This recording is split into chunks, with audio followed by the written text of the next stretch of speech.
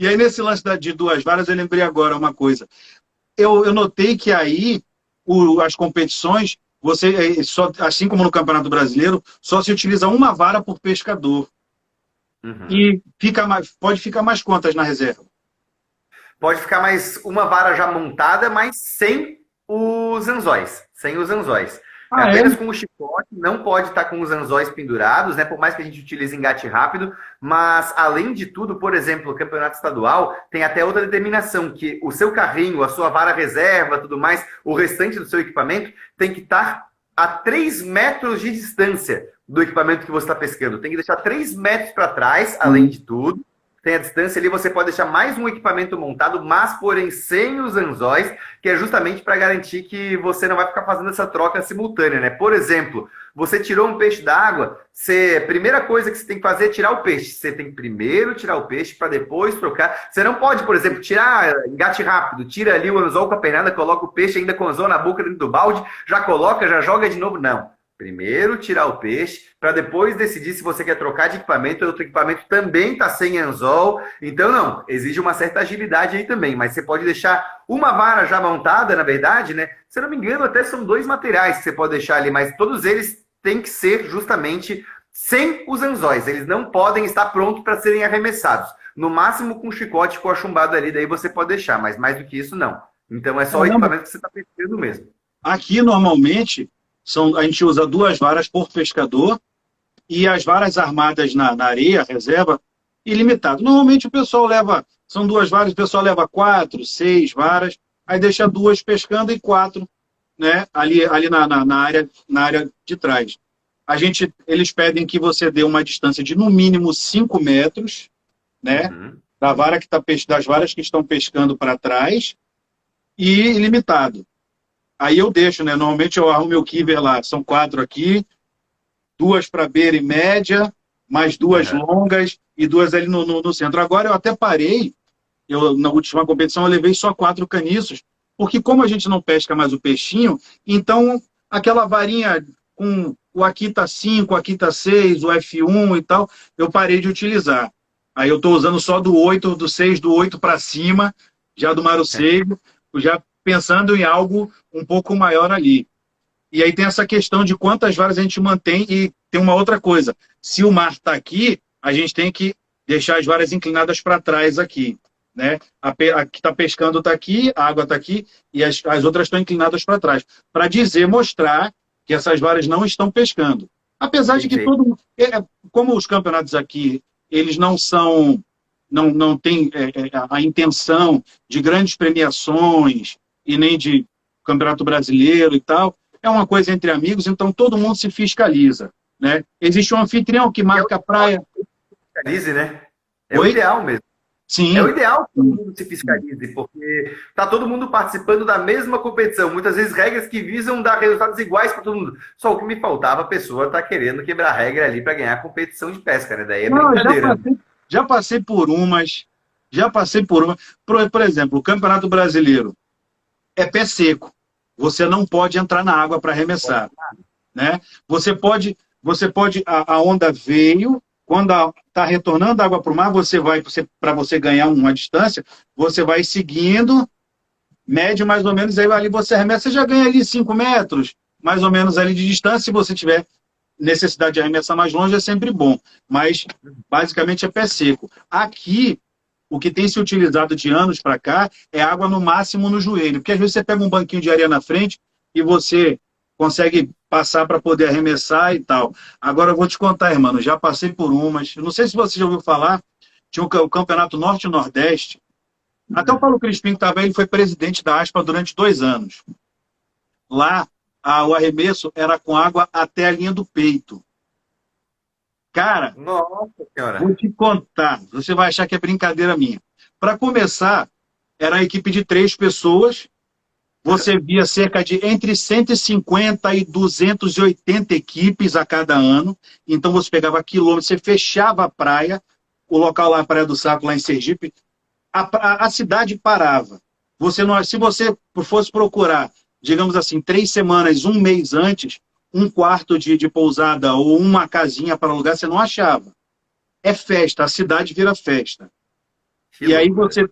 você tinha. Aí tem a parte da fiscalização, porque eles permitem que carro entre na areia, tem toda aquela questão que entra a prefeitura, entra tudo. E o primeiro prêmio todo ano era um carro popular.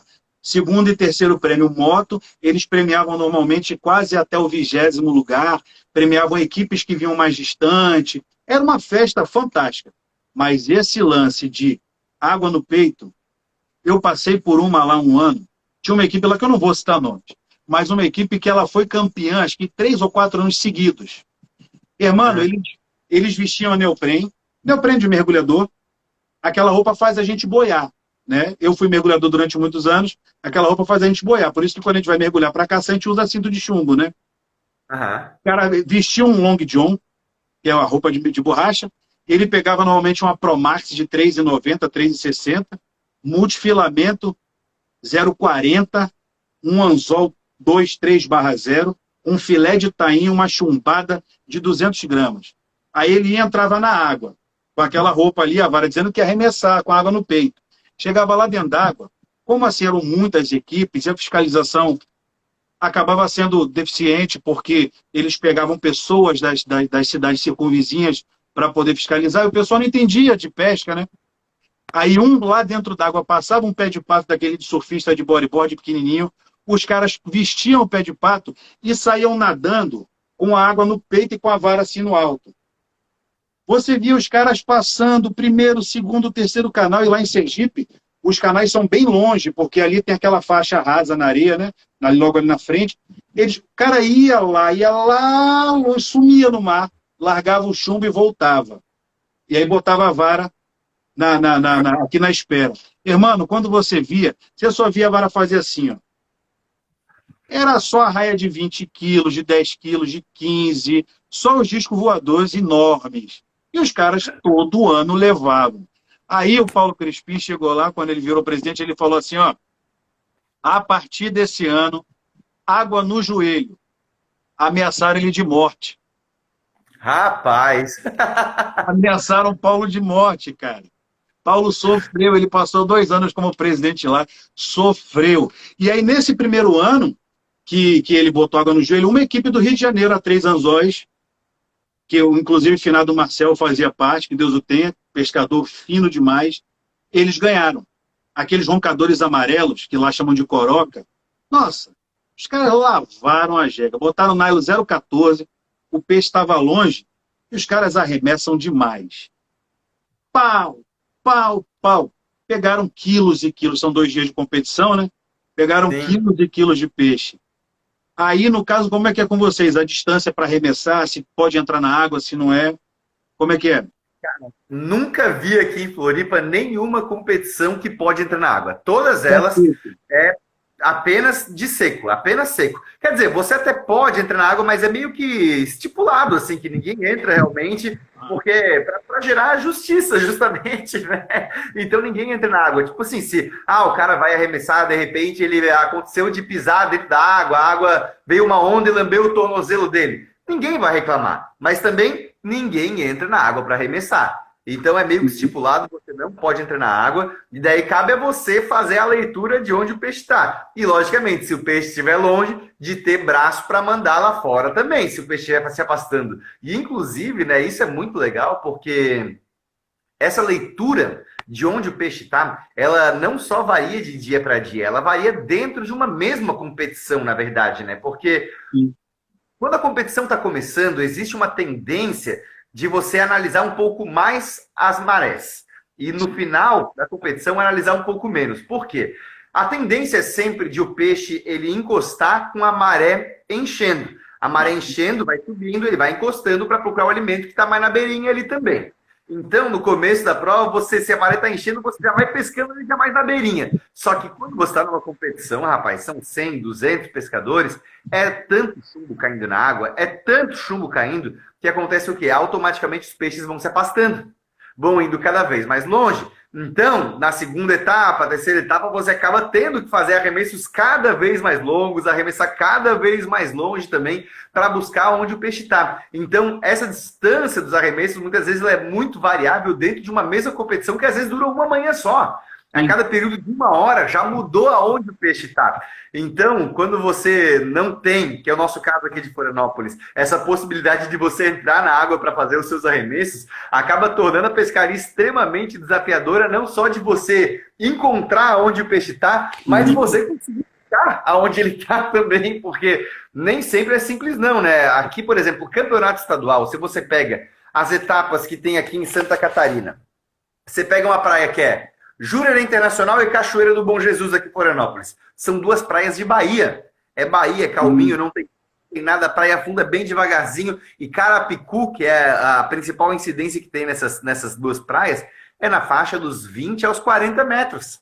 Então, é uma pescaria de beira, de velocidade, um chicote curtinho, chicote de 90 centímetros, 1 metro de comprimento no máximo, pernadas curtas aí 35, 40 centímetros, anzolzinho Akita ou sodê de tamanho 4, tamanho 5 e velocidade. Taca a velocidade nisso. Aí você vai fazer uma prova, por exemplo, também do estadual, a próxima etapa vai ser em Itapoá, que é no norte de Santa Catarina. Ou então em Penha, que é a próxima que vai ser aí agora. Penha é uma praia de tombo. Itapoá, de Mar Grosso. E é uma praia rasa de Mar Grosso e que, para você vencer a arrebentação, é um trabalho. Então, são tipos de pescaria dentro de um campeonato estadual completamente diferentes das que você encontra, por exemplo, nessas primeiras praias que eu citei, aí de Jurerê Internacional, de Cachoeira do Cruz, que são praias de Bahia. Então, você tem que ter uma versatilidade e saber fazer essa leitura. Mas a regra de você não poder entrar continua a mesma. E daí, haja linha fina, haja chumbo balanceado, haja isca pequena para dar menos atrito, para conseguir vencer essa arrebentação, ou então ter a sorte de no sorteio você ficar na frente de um lagamar, né, de um canal. Aí você se deu bem, mas nem sempre é o caso, né? Eu acompanhei os dois vídeos seus, acompanhei todos, mas do que você falou, tanto a competição de Carapicu, quanto aquele outro que você fez uma pesca de Bahia lá, e os bagres infestaram sua pescaria lá, toda hora, 2 bagres, toda hora.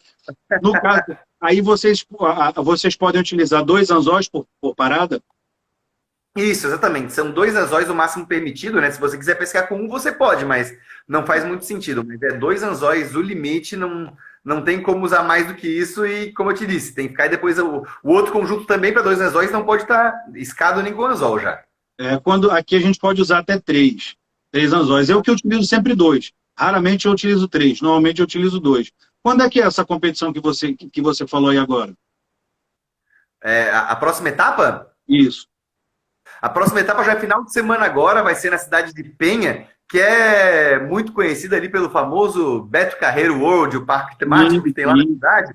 É a cidade de Penha, justamente. Mas a cidade de Penha tem um litoral muito bacana e com praias de tombo, praia de areia grossa, é muito legal ali. Vai ser esse final de semana agora, mas, como eu disse, essa aí eu ainda não participo, né? A etapa do campeonato estadual, eu vou começar a participar do estadual a partir de 2021. 2022, perdão, na verdade, 2022. Então, do estadual, eu devo ir lá para acompanhar, ver como é que vai ser, mas não para participar. A gente tem na Clube Pessoal agora a próxima etapa, dia 17, em Itacimirim, no próximo final de semana. Aí uma outra coisa que eu queria ver com você. O tempo de competição, normalmente, são quantas horas? Aqui são 4. Então, geralmente, por exemplo, 4 horas de duração, geralmente, as competições, né? Aí, se forem as competições mais a lazer, assim, que não são tão, tipo, campeonato estadual, por exemplo, daí são 2 etapas de 2 horas cada. Ou seja, por exemplo, começa das 8 horas da manhã, vai até as 10, aí tem ali 30 minutos para troca de raia, recomeça às 10h30 e vai até o 12h30. Aí, então, são 2 etapas de 2 horas. Campeonato estadual, não. Já são 4 etapas de 1 hora cada, com ali 15 minutos para troca de raia. Então, começa ali 7h30 da manhã, ou 7 horas da manhã, por exemplo. 7 horas começou, vai até as 8. Tem 15 minutos para troca de raia. Aí, 8h15, em outra raia, você recomeça, vai até as 9h15. Mais 15 minutos para troca de raia, até as 9h30. 9h30, recomeça. E assim vai. Então, é uma troca de raia já bem mais curta, até porque é setorizado, né? Você não tem que fazer aquelas trocas quilométricas, é tudo dentro do mesmo setor. Então, já facilita que são distâncias menores para você percorrer, então precisa de menos tempo, mas você troca mais frequentemente para gerar essa alternância entre os pescadores e aí todos aí pescarem nos mesmos locais. Isso, é uma coisa que eu sinto falta aqui, que a gente não tem essa troca de setor. Lá em Sergipe também, não tem essa troca, pelo menos nos campeonatos que eu participei, não tem essa troca de setor. E aí você fica estagnado. Se você caiu num setor ruim, você fica preso e às vezes você utiliza todas as técnicas, como diz Jefferson, meu amigo e irmão, às vezes está num setor muito ruim e pega peixe e fala, pô, irmão, você tirou leite de pedra. Mas se a gente trocar o setor, a gente consegue equalizar mais a questão da sorte, né? Aí uma outra coisa que eu queria perguntar para você, você falou, eu vejo nos seus vídeos, você, na maioria das vezes você usa pernadas longas, de 1 metro e tal. Eu fui muito perguntado, há anos atrás, poxa, Bruno, você utiliza uma pernada de 60 a 70 centímetros embaixo, eu normalmente utilizo o chumbo, e bem próximo ao chumbo, uma miçanga giratória, né? E uma pernada de 60 centímetros, e em cima, uma pernada de 20 centímetros. Aí o pessoal perguntava, pô, por que você faz dessa forma?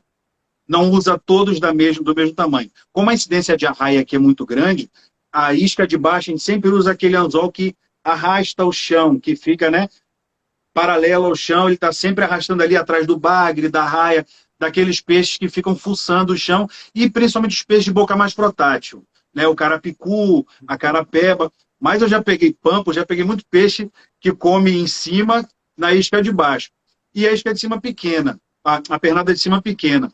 Aí eu via o pessoal, porque assim, quando a gente aqui acessa os vídeos, principalmente se a gente for contar aí de 6, 8 anos atrás, a gente só via vídeo no YouTube muito do pessoal do Sudeste, do Sul.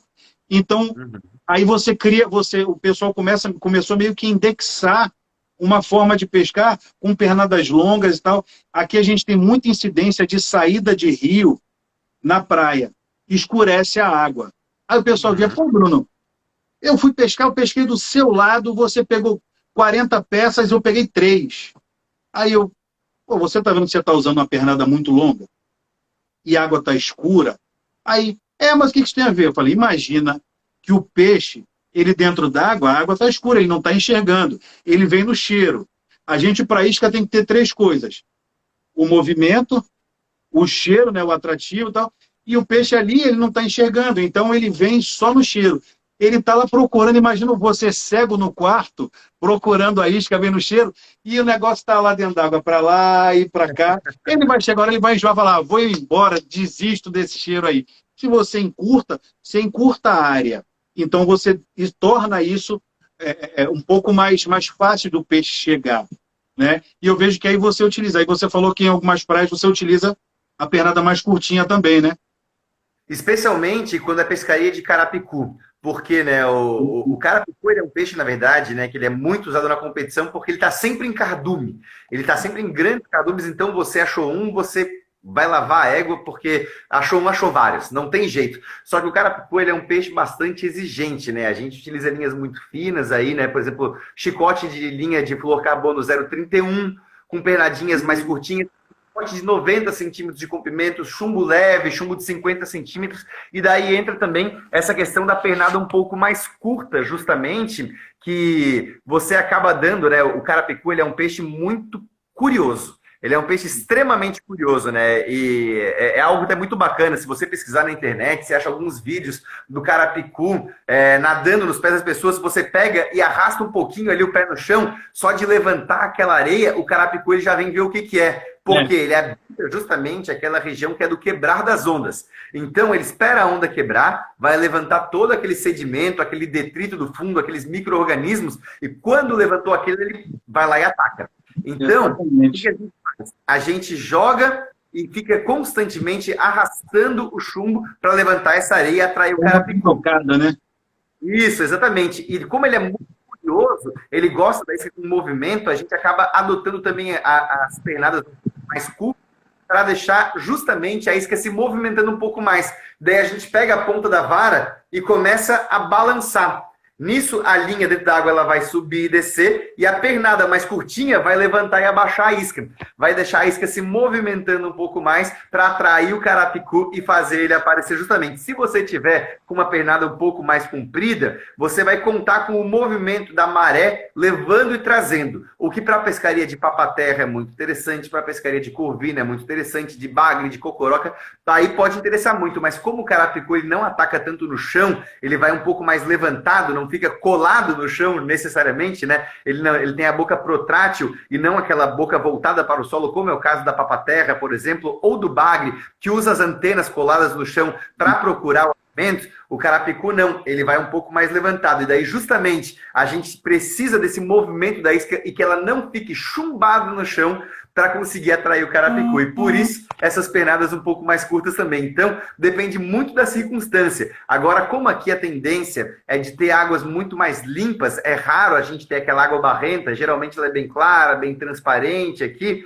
a gente acaba optando sim por pernadas um pouco mais longas para poder contar com esse vai e vem da correnteza, esse vai e vem da maré, para fazer ela se arrastar no chão e ali fazer com que esses peixes que estão de passagem, que vêm pelo cheiro, mas que se alimentam muito perto do chão e que são a grande incidência do que a gente tem aqui, que como eu disse, é bagre, é papaterra, é cocoroca, é corvina, são peixes que se alimentam muito perto do chão. Aí por isso a gente usa essas pernadas um pouco mais longas, para poder deixar ela mais chumbada um pouquinho do chão. Porque na verdade, né, Bruno, se tu parar para pensar, vai ter o anzol de cima e o anzol de baixo que você vai utilizar. Uma isca um pouco mais levantada, outra um pouco mais abaixada.